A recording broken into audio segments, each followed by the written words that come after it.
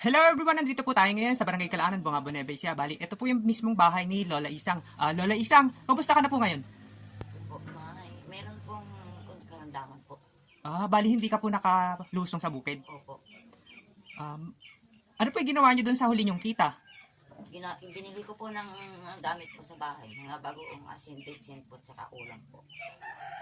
Bali, ito po yung mismong eksaktong bahay nyo. Opo, sir. Ang lutuan nyo po ay tikahoy. Tikahoy po. Saan po kayo kumukuha ng kahoy? Doon po sa ilog po. Namumulot kayo sa ilog yung mga rita-ritasong kahoy. Kuminsan po doon sa looban po na yung mga tuyong kahoy po.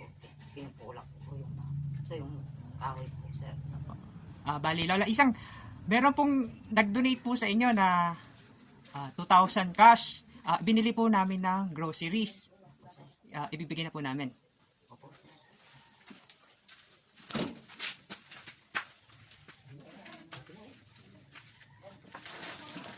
Teka.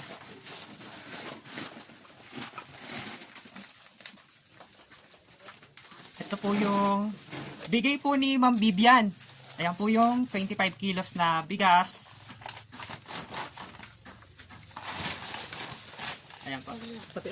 Tapos, groceries po. Ayan po. Ayan.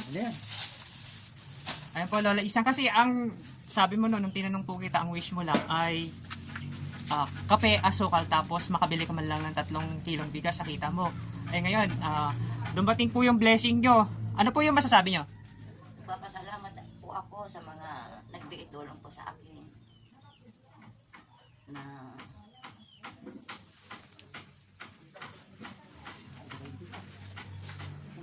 Niyak po kayo kasi hindi nyo expect na makakatanggap po kayo kasi ilang days ko lang po kayong nakita dun sa bukid, tapos nung una nahiya nga po kayong magpa-interview kasi hindi po kayo sanay, sabi nyo.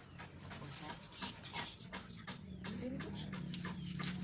Ayan po, kompleto po yan. Merong sabong panlaba, pangligo, tapos mga noodles. Pwede nyo pong tingnan yung mga groceries po. Ayan, pwede nyo buklatin lahat. Sa inyo po lahat yan.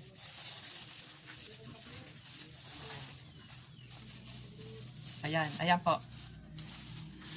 Dami naman po, sir. Sa inyo po lahat yan. Bigay po ni Ma'am Vivian. Pamaskong handog niya po sa inyo. Nagpapasalamat ako, ma'am, at natulungan niyo po ako.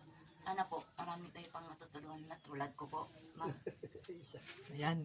Nagpapasalamat po ulit kami kay Ma'am Vivian kasi nakita niya yung video ni Lola Isang. Na-touch siya. Kaya nagbigay siya ng 2,000 cash. Lalong-lalo na, ma'am, yung ng video sa akin. Maraming pong salamat po sa inyo, sa kanya po. Maraming po salamat sa lahat po. Ayan. Pwede nyo na po tingnan isa-isa yung bigay ni Ma'am Vivian. Ayan yung safeguard po. Tapos yan, sabong panlaba, marami na. Yung kita nyo, pwede nyo nang i-save kasi kompleto po yan. Sana po, ma'am, marami pa kayong matutulungan na katulad ko, ma'am. Merry Christmas po. Merry Christmas din sa iyo, Lola Isang. Kaya hinihiling lang namin na lagi kang masigla tapos masaya para humaba pa po yung buhay mo. Maraming salamat po, sir, sa inyo po. Sa tulong niyo po sa akin. Thank you din po, Lola Isang. God bless po. Thank you po, sir.